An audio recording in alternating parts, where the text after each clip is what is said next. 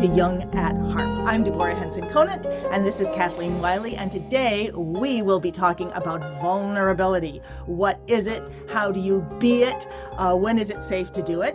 I'm a composer and a performer, and I play the electric harp, and Kathleen Wiley is a Jungian psychoanalyst, and she plays the harp, and thus do we call this Jung at Harp.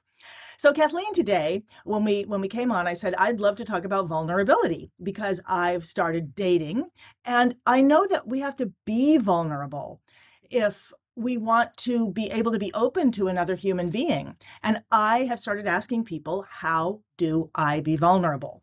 And so I asked a friend last night, and she said to me, all right, well, she gave me like 10 different things, but I'll just give you the top two, which was be quiet, and listen, and let somebody else show you that it's safe to be vulnerable.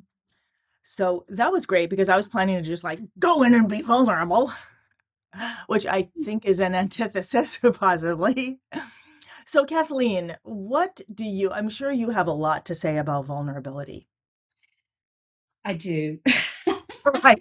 And I do because vulnerability is part of the human condition. Well, actually, I think it's part of the condition of living, whether if you're a sentient being, as well as if you're a plant or I mean, anything can be hurt. My quick search for the definition of vulnerability is that vulnerability means being open to attack or harm. Yeah, I saw that. Yeah. And so I think that part of what your question to your friend is how do I be open in spite of the fact that I'm vulnerable and might get hurt? And Right. So don't be so protected that it reminds me of Tweedledum and Tweedledee in Alice in Wonderland, just being right. so completely packed in that there's no possibility of getting hurt, but there's also no possibility of really making contact or connection. Exactly. I mean, that's it. Because when we wall ourselves off with all of those psychological and emotional defenses and all of those maneuvers we do to keep ourselves hidden from attack, then we never ever are seen. We never ever meet another. We never ever make that connection. That's what we all want. And so I think that the question is how do I stay open in spite of the fact that I am vulnerable and could be hurt? And I think your friend's advice about let the other person show you they're safe is primary. And I think in order for us to be able to discern whether the other person is safe, we have to be safe with ourselves. Good. As you're talking, I'm thinking, well, her first thing she said was be quiet. Like, what if both people were being quiet? And nobody was saying, sorry, but you said, so to be safe with yourself. And the other things that were just pouring into my head as you were talking, because we're both musicians and because I teach improvisation, and often I'm teaching to recovering classical players. And they're so afraid. Well, we're all afraid. The basic thing in my academy that I hear over and over again is perfectionism and the fear of making a mistake, and just kind of constantly protecting ourselves from doing that. And I was thinking, classical music, it's beautiful and it's wonderful, and at the same time, it's all written out there for you to fit into. And I don't think that's really the truth. I think it's there as a beginning for your self-expression, but I think that many people play it as if it is something to fit into, and any mistake would be terrifying.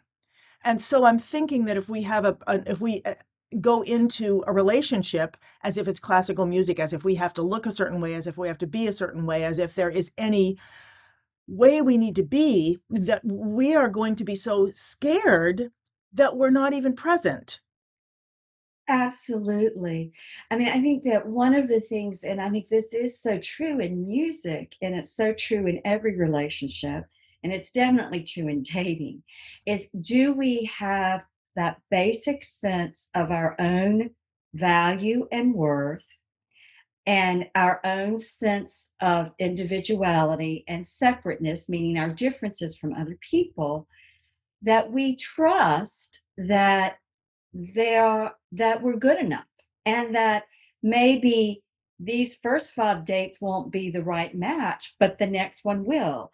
Or the first 3 jams with people I go to won't be the group of people I'm going to jam with, but then I'll find that fourth group that's the group that loves how I play and wants to meet me where I am. So I think some of it has to do with, well, it really starts as adults with being able to take care of our vulnerability, meaning that we trust that we're going to be able to see the signs of that let us know this person probably isn't going to be good for me. So we pick up the nuances of subtle criticisms, or the nuances of put downs, or of course, if there's any kind of physical violence. But it's amazing to me how people will also dismiss things that are physically aggressive, you know, um, even though they are signs that this person could be dangerous for them. Uh-huh. Interesting. But if we are engaging in that kind of self-destructive behavior towards ourselves, that attitude towards ourselves, or we do things when we get angry, like punch walls and hurt our hand, or, Uh, you know, then we're not going to be able to have the discernment with other people. so I'm hearing that, as we go into any kind of relationship, whether it's a musical relationship, whether it's an interview, whether it's a date, whatever it is, that we need to, in a sense, first of all, have be present. I kept thinking, be present, because as you started talking about having a sense of self-worth. And I wrote down, right, without feeling we need to prove it. Like, can we go in just with it? You've got it in your saddlebags. You don't need to prove it. Um, and oh, I just forgot what I was. Oh, and then not so much looking as an assessment of the other person, but as an assessment of ourselves, meaning, or just maybe an inventory. What's going on with me? Where am I getting triggered that I've gotten triggered in the past that would be a Mhm. problem? Can I sit with that? Am I going to a place that's going to shut me down? Where am I going in the adventure of me with this person, or this experience, or this piece of music? Where am I going in me that I don't want to go anymore, because I want to go to a new place? Yes. And I believe that the partners that are the good enough partners, that are the ones that can be healthy enough for us, are the partners that when we start to go to those old places that are hurtful to us and hurtful to our relationship, they can respond in a way that help us get out of it, that help us not keep going. Right. Whereas people who end up being unhealthy, unless again we can begin to do some conscious work together, then what happens is we just deepen into those destructive ways of being toward ourselves and each other. So then we become more isolated, less present, less connected. Yeah. So one of the things on the list with my friend was like, who does this person help me be who I want to be? Mhm. And in what ways? Am I going to the place that I want to be, or am I going to a place that I don't want to be, but maybe familiar and attractive because it's so, compelling, like anger, like resentment, like any of those sort of heightened states that are so seductive, Yeah. that really are seductive. Yeah, because they give us the illusion of not being vulnerable. Ooh, say more about that. Well, often the anger is kind of a mobilization of the aggression, which says, I can hurt you instead of you hurt me. It is that very primitive self preservation instinct often that kicks in. Kill or be killed is how we would say it, but bluntly, on the animal level. And humans do that to each other all the time with words, Tell with me more. comments. Let's talk to me more about that. I mean, where do you see that? What do we look for in ourselves? Well, I think we know it because we feel that pang inside of like we've been stabbed or we've been hit by a bullet, something like it like knocks us off kilter. It knocks us off center. Um, when we find ourselves so angry that we are moving toward another person without any ability to be grounded and the larger picture of possibilities of what might be going on, we are probably caught in that kind of automatic defensive position. So in a perfect world, if in a perfect world, we would be aware of when we're getting off balance, which would mean we are aware of when we are in balance. Right. And in a perfect world, we would, or whatever, a world I'd like to be in myself, we would actually be able to say, the minute we feel off balance, we would actually be able to say to someone, what's going on? What's going on for you? And they would answer us because they would know that we really wanted to know. Right. And I want to say I don't think that it has to be a perfect world to be able to do that. But I think with consciousness we can do that. I think that that with consciousness, with that sense that we are always more than the momentary experience we're having, and with doing the work, psychological and spiritual practices to develop a sense of identification with the larger self. I mean, in the 12 step programs, they talk about it as the higher power. Uh-huh. But I think when we cultivate that kind of sense of identification, that I'm not just what I'm saying and doing in this moment, there's so much more. Then when something happens, we have a totally different perspective on it. So, for instance, if I'm playing with a group of musicians jamming and they do three tunes I don't know, but fortunately, I have a genius musician husband who can tell me the chords. So let's just say I can only pick up two of the chord changes because it's one of those fast fiddle tunes and I just can't get myself there yet with the harp. You know, if I can be okay with that and know that this isn't defining who I am as a harpist or my abilities as a harpist. It just so happens on this song, the best I can do is maybe find the root chord. Let's just say I can't even get two. I just Right, get the right. root chord. But then here comes another jig or reel that I've been playing for 4 years, and I can play it up to fiddle tune speed, you know? And so, but it's that remembering that I'm more than who I am in that moment. And so I'm that's I'm listening to you, and I'm thinking about this, and I'm thinking about a bunch of things. First, I have no idea if these are relevant, but it's about music, which is just thinking like when I know when that number one chord comes, and boom, I'm gonna be there and then make it big. But then when I was said that, I was like, well, that's like being in an orchestra where you sit there for 445, 70, 80 bars, and then you come in with your thing. And I have no idea what any of those mean, aside from one of the beautiful things, and it's something that I hear my students talk about a lot because I do this thing called Harp Time Live every Thursday. And what I discovered is that when I'm teaching people things, you can teach someone something, but then often people will go off and they'll try to perfect it, and they get caught in perfecting it rather than just doing it.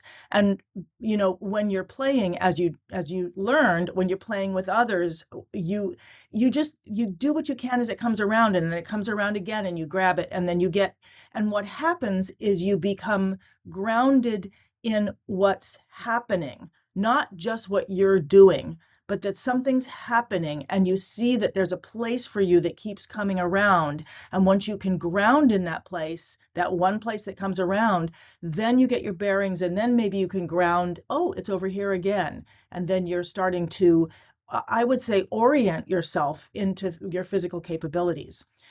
But so often I find that we don't, I don't even know what we're talking about now. It seems like we're out of, but maybe, no, we are talking about vulnerability, because one of the beautiful things of being able to sit there and listen to the tune and know that there's no part for you right now because you don't know what it is, and then come in on the part that is for you and to be present in the entirety of it, even when you don't know what to do.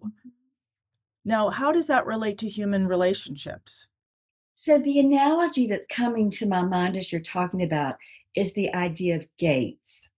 And sometimes I'd say to my clients that I'm working with, when we're talking about boundaries, which again is a direct one way we take care of our vulnerability is with boundaries, is that you want to, you is your core, is your most the most soft, vulnerable essence of who you are. And there's a series of gates. And what people sometimes tend to do is they let someone just start at this 10th gate and they just let them come right on up without vetting them through each of the other non-gates. So you share something that's a little more that everybody sees. That's gate number 10. Then gate number 9 is you maybe share a little personal piece of information that the neighbors you see twice a year know. Then gate 8 comes in and you share some information that maybe you share with a support group that's kind of a public group. So it's not the most intimate group, but it's more like sharing principles. Then you come on into gate 7, and maybe that's where you share with a reading group where you do get more into your own personal material. And you let people in and you see how they respond. And you do what your friend said is you pay attention to how do you feel when you share that information with them? How do they respond? Are you safe? And then you gradually let people get into this most innermost gate. And I think in a way it's kind of like, I mean, maybe this analogy won't make any sense to anybody, but as I was thinking about, playing tunes and, just getting that one chord on a tune I don't know. So here I am in the outer gate. Well, maybe the 10th level is I'm just listening. And then maybe in the 9th level, I can get the one chord. And then maybe in the 8th level, I start to get the 1 and the 5. And then maybe in, the 7th, I've got the 1, 5, and the 4. And then maybe by the time I'm up here at number 3, I've got the entire tune, but I'm really getting to feel a little comfortable doing a little improv. And then maybe the time I'm in the innermost gate, I just am really playing what's I'm hearing in my soul. So that each of the gates, there is a movement of more sharing of one's wide open heart and soul. So let me just, for people who don't know music, let me see if I can translate. Okay. So one of the things, and maybe we'll find something out about then. So one of the things that's really interesting about fiddle tunes and jazz and certain kinds of improv is that they're circular. I don't know what else they're like. They have a periodicity. It'll be something like, and there's a sequence that's a musical sequence, and the sequence might be something like 1 4 5 1 1 6 3 2. I mean, that wouldn't be a good sequence, but it might be like that. And hearing that sequence and being able to follow that sequence while you're always also listening to the melody can be well, Kathleen was saying there's different levels of it. And so most musicians often will get caught up by feeling I have to get every one of those chords. I have to get the whole progression. 1 5, well, let's just say it's 1 6 2 5 1 4 5 1. I got to get all of those and I got to get them in order. But Kathleen was saying, no, you can, if you start feeling how it's moving, get the 1 6 2 5 1 1, when that comes in, and then little by little start adding in. And it's reminding me, I often like to think of music as a language. And when you're trying to learn to communicate, there are there are words like children. When children do it, when adults do it, they're trying to get everything right, including the grammar. But when children do it, they're just trying to get the words that can help them get in the game, whether that's hand me the ball or whatever. And then when you get oriented to that one thing, then you can add more and more.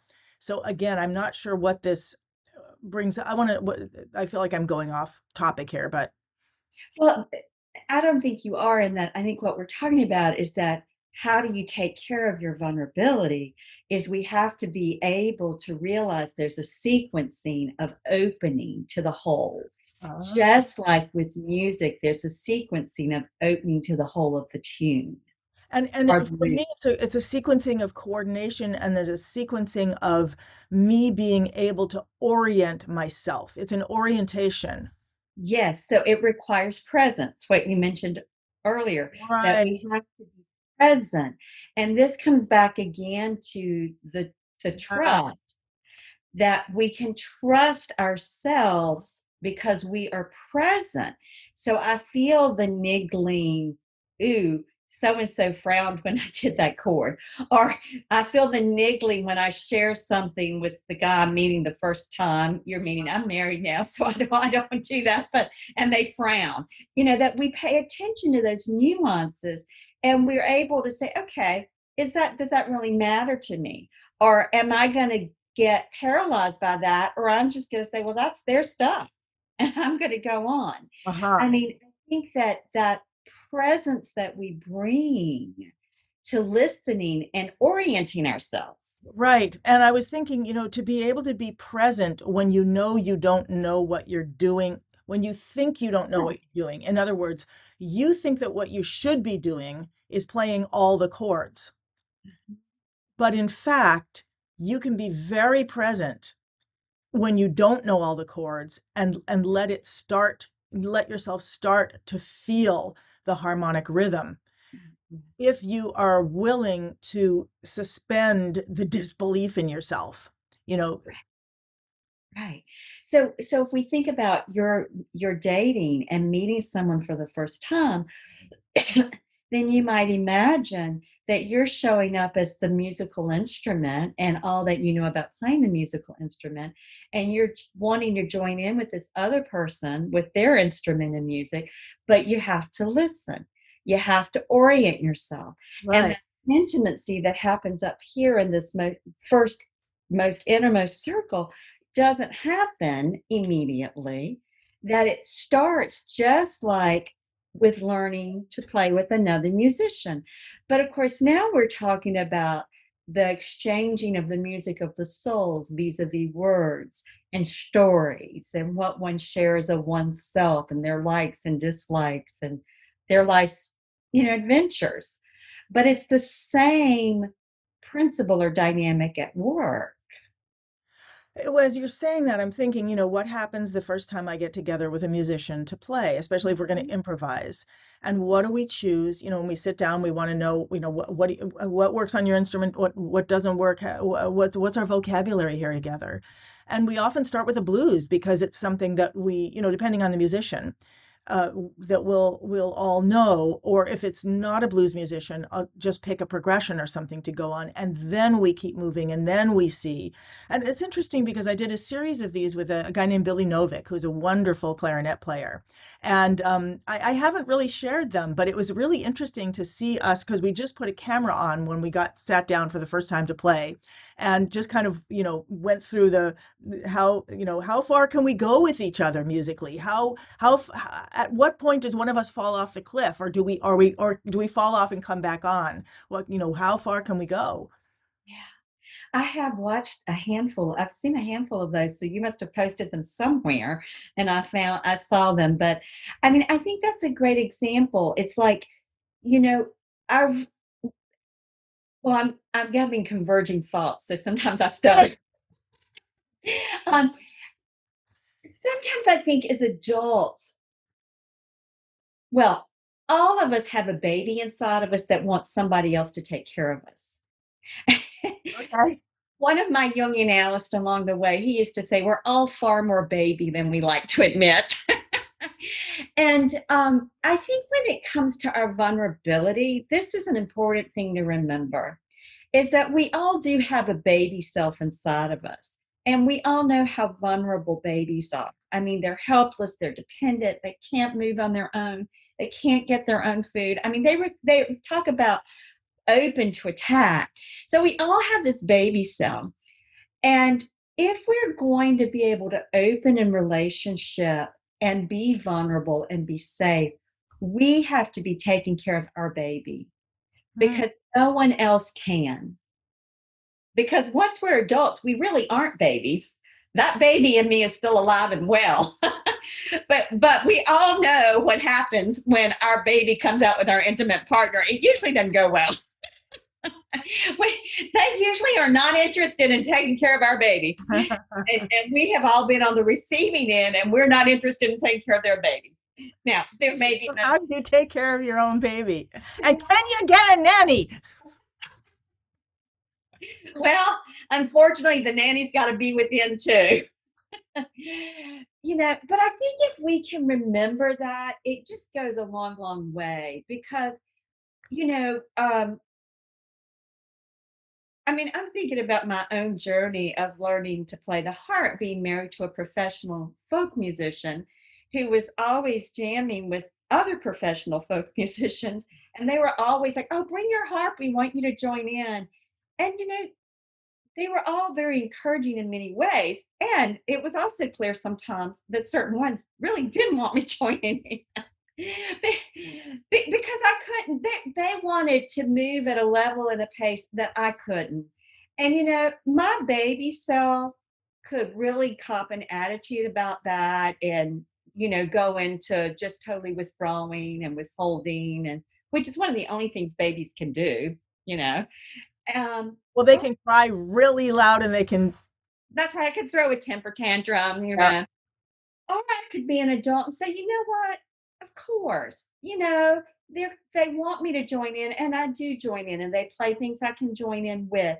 And they also want to do what they can do because that's what stimulates them and helps them hone their skills and learn new tunes. So my adult self could say to that baby and me, you know what, Kathleen, let's be a grown up here. They do love and support you. They are welcoming you. And they need to be able to do what they can do that you can't. That's not against you. And so I think the same thing is so true in all our human relationships. And particularly when we start dating, is so much of what people do, it has nothing to do with us. What other people do and say really has very little to do with us. It's about them and their stuff and where they are. So, how do we engage then? How do we engage and learn about, I mean, like, what can you, so I get that you could sit and listen to your, in Mhm. those, in that environment. That's a tough environment to be in. Like, I mean, with musician, I mean, I've been there, and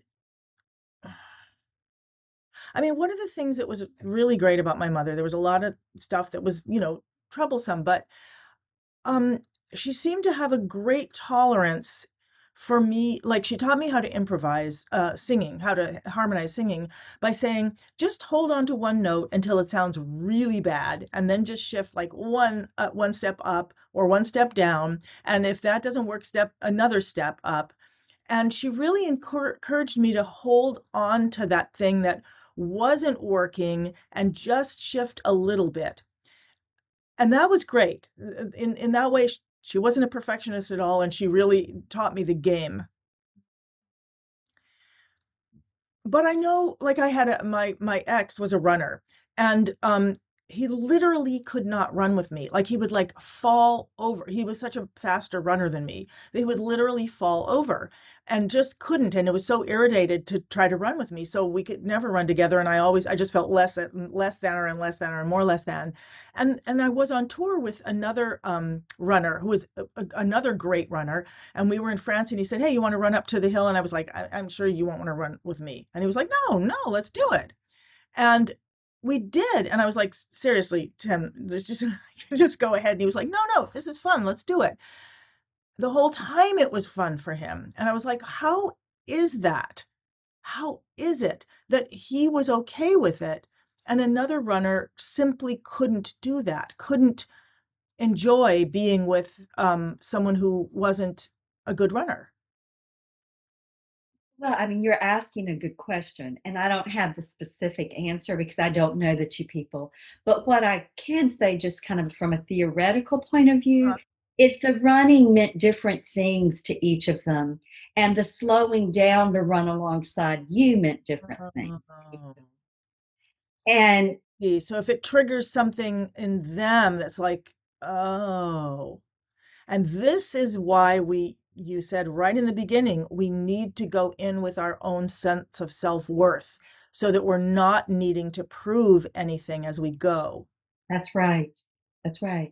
Because your ex who couldn't run with you, my guess is running that there was a compulsion for him. And Mhm. I can imagine all kinds of things that the idea of slowing down to run beside you triggered in him.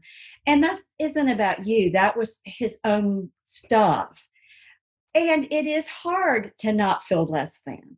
And that's where, again, doing our own personal work of growth to know our value just like we are. I mean, I remember last year at the start of the year, I had decided I'm going to quit trying to play fiddle tunes at fiddle speed because I want to play harp tunes.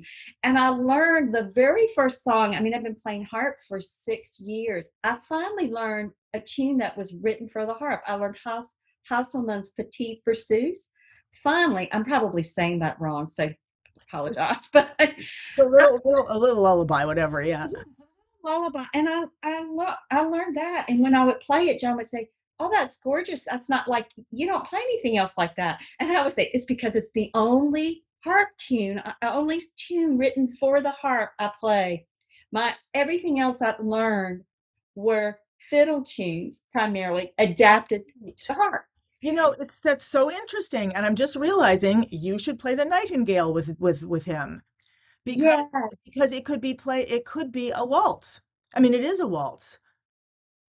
I do. That would be great. I can, Yeah. I No, can but take that on to learn because I love it, and I've never learned right. that. Right. And I've never thought about it as being played as a waltz for dancing, but it certainly could be. And that is so interesting, the idea of something being harpistic. I mean, that's a whole, I mean, when I was writing for orchestra, and I am going to trust that this is going to come around to our vulnerability. When I was writing for orchestra, I don't know how to play all the instruments, but I would write what I wanted musically. But then I would get a musician in. Like I remember once having a bassoon in, and it was always fun because it was in my kitchen, and we would have a music stand, and I would be like, "Okay, here's the part," and he'd play the part, and he'd say, "Well, what were you trying to do here?" And I would say, "Well, I want it to feel like this." And he would say, "Aha, well, I see what you're trying to do, but a better way to do that for the bassoon would be to do this." And I began to understand that for every instrument, there were things that were just, you can push the instrument. And of course, I've spent my whole life pushing this instrument into other areas. And I love doing that exploration. But then there was also something that was um, is so in sync with the physicality of the player, the physical reality of the instrument, and the history of playing that created something that was bassoonistic or harpistic. So I'm hearing you kind of feeling connected to your instrument and your position, your role as a player when you're playing this tune. How can we bring that back? And I know we're getting near the end. How can we bring that back to bringing our vulnerability into a situation, or being finding our place in which we're present and safe so that we can really bring ourselves to a relationship? Yeah, so I think for me, where my vulnerability came in there is in my desire. See, our desires, and I'm not talking about the fleeting desire that we have lots of fleeting desires to the day throughout the day. But I'm talking about those deep, heartfelt desires that just stay with us in our body. Yeah. I think that when we follow our desires and we look for ways to embody them, then we are bringing our full self and thus we're vulnerable. So I think the connection in relationship is that if we go, if we meet someone and our desire, that longing, that real desire that overrides being like, being attractive, being this or that. Let's just say that deep desire, I really want to connect with this person. I want to connect a place where maybe there's a common meeting ground. Then if that's our heart's desire and we lead with that, we're going to respond very differently to some of that initial kind of nervous posturing that both people do. And um, I'm thinking again about dogs and how when they meet, that kind of jumping around they do, in particular puppies. I happen to have a 10-month-old puppy now, and it's amazing that kind of, they want to connect, but they jump all over. Well, people do that equivalent. Right. And if we're caught at that moment in, oh, do I look good? What should I say? Oh, God, what did he mean by that? Then we're going to become blocked and defensive. But if we stay with the connection, that this is all a part of the connection, the dance of connecting and looking for the heart. So that's what allows us to stay vulnerable in the sense of being open. I also believe if we stay with our desire, that deeper desire, then I think the very fact we're doing that automatically will mitigate, lessen some of those surfacey desires, those shoulds, must, and ought tos, Mm. get us caught and defended. Um, So one of the things that I'm hearing you say, or one of the things I wrote down, is when we find things that give resonance to our deepest desire, when we bring our deepest desire with it, and we're feeling the resonance of that or the unresonance of that with someone, then that will give a foundation, a harmonic foundation to all these other shoulds, wants, and needs that might come up, or the discomfort and the self-consciousness of humans meeting and negotiating who they think they are to themselves. But yeah, but just bring your deepest desire, and don't necessarily open all the gates to it, but open the gates within ourselves, yeah. and be open to the resonance of that. Yes, and I'm thinking again, if we go back, and I know we're kind of weaving between the examples, but if we go back to the example you gave with the bassoonist in your kitchen, you showed up open, and you may have felt some vulnerability, but you probably weren't really aware of that because you've taken care of that baby part of you that could, you know, uh, be annihilated by another musician's negative response. You've been through that. You know you can survive it. So you were able to show up with your presence and be open with your deepest desire. And when he said, "What are you trying to do here?" you could put it into words. And then you were open to how he would help you shape that. In a way, that is what happens ultimately, that ends up into intimacy and partnership, is that we share our deepest desires and the other person responds in a way and we move forward together. The bassoonist's deepest desire was to be able to express what you wanted on the bassoon in a Right. way that any bassoonist could play it, Right. that skill set.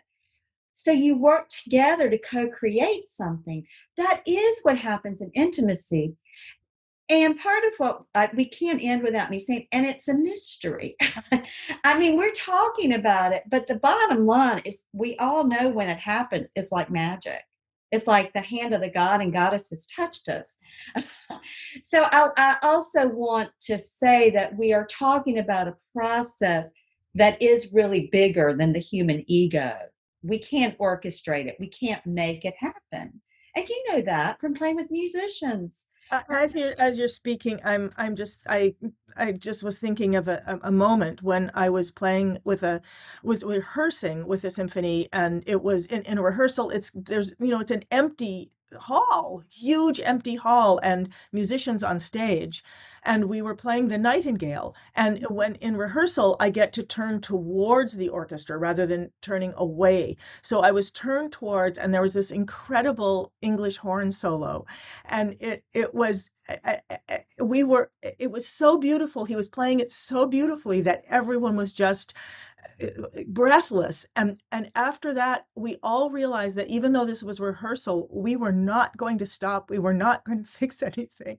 And we were just playing for each other in that moment. And it was a peak. I don't know why I thought of this right now, but it was this peak moment that we kind of pulled out of life, that was just exquisite, where each person was, you know, I don't know if, anyway, why did I think of that? I don't know. Does it relate to what you were saying? Well, I think it relates in that it's one of those places where you were all there, you all showed up with your passion, with your desire, and with the heartfelt presence, that total presence. And in that moment, something magical happened. You Right. all I didn't just, expect it, but right. it was. And I And just realized that it happened in part because this one person took he didn't play like he was playing at at a rehearsal. He mhm, played as though this was the real thing. I yeah, mean, not, I mean, people generally do that, but with all heart and soul. And then once he did that, everybody else, he opened the door for everybody else to do that. yeah, yeah. Sorry, I interrupted you. No, no, no, that's okay because it's again, I think it's part of how what happens as people become more intimate. You know, one person, just like the French horn player, shares English horn, but that's English. Thank you. it's okay. One person, like the English horn player, shares with all of his heart or her heart and soul, all like this is it. This is the only moment that matters. Oh, And it then is an invitation for the other person. Sometimes people take the invitation and sometimes they don't. It's part of how you know whether or not you're safe. okay.